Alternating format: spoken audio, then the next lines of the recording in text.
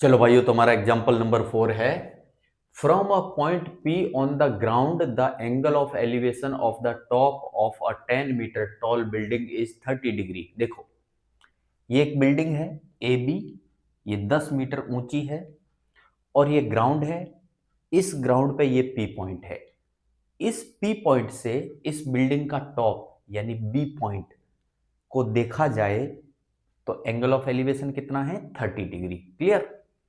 आगे देखो, a flag is hosted at the top of the building and the angle of elevation of the top of the flag staff from P is 45 degree. यानी इस building पे एक झंडा लगा हुआ है और ये झंडे का डंडा है भाई बीडी। क्या है बीडी? फ्लैग स्टाफ यानी डंडा। ओके, तो ये बीडी हमारा डंडा हो गया।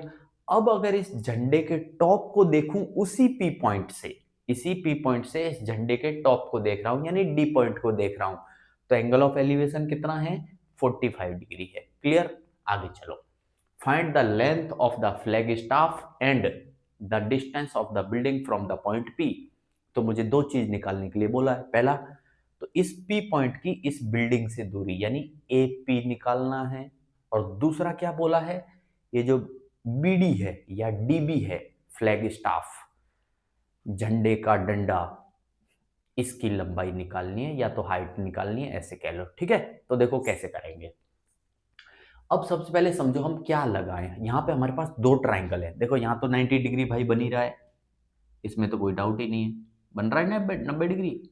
ठीक है भाई, एक ट्राइंगल दिखाई दे रहा है ए बी पी और दूसरा ट्राइंगल दिखाई दे रहा है ए डी पी। दे रहे हैं दो ट्राइंगल दिखाई। चलो, तो सबसे पहले हम चेक करते हैं कि क्या लगाएं और हमारे पास कौन कौन सी वैल्यूज हैं। पहले ये अंतर वाला ट्राइंगल ले लेता हूं, इससे हमको फायदा मिलेगा क्योंकि हमारे पास ए बी है। ए बी कितना है भाई? 10 metre.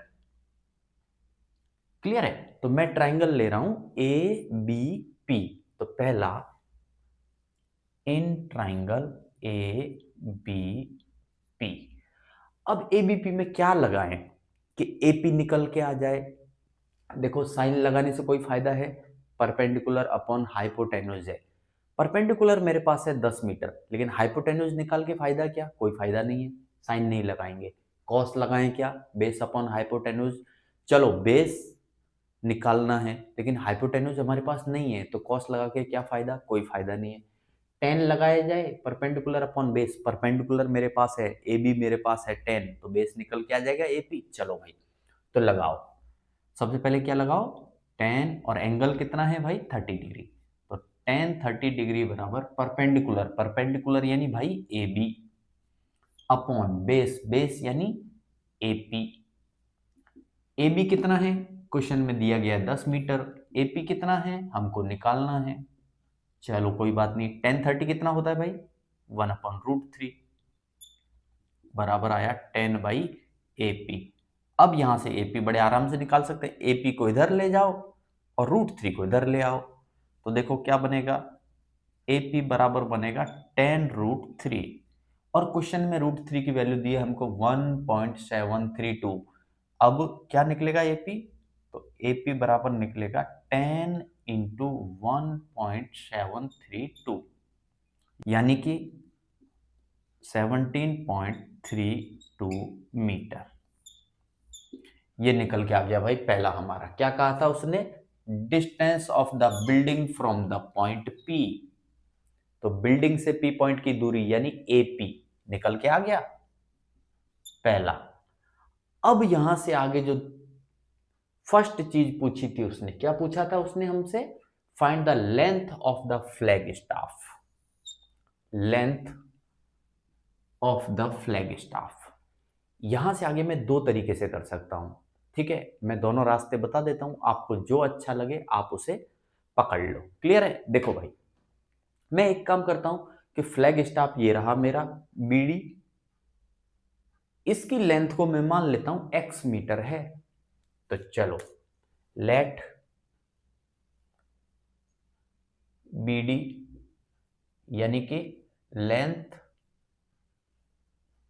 Of flag staff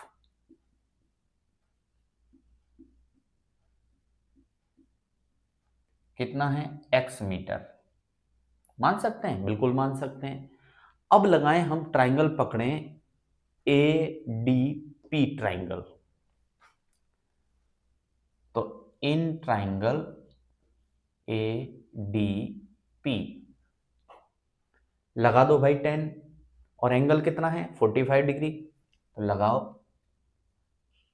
10 45 degree बराबर क्या आएगा, परपेंडिकुलर अपॉन बेस। परपेंडिकुलर यानी AD, करेक्ट है। अब AD जो है, AD को समझो, ये जो AD है ये टोटल कितना होगा। अरे भाई A से लेके B तक था 10, और ये वाले को हमने लेट कर लिया X, तो AD कितना हो गया 10 प्लस X, करेक्ट है। तो परपेंडिकुलर बनेगा भाई 10 plus X divide by base. Base तो हमने निकाल लिया AP, हमारे पास है AP, और कितना आया वो हमारा AP आया 10√3, या तो कह लो 17.32, जो कहना है कह लो। तो 17.32 आगे चलते हैं। 1045 क्या होता है भाई 1 होता है, तो यहां से निकला 1 बराबर 10 plus x divide by 17.32। Cross multiply कर दो तो क्या बनेगा 17.32 बराबर 10 प्लस एक्स। 17.32 बराबर 10 प्लस एक्स।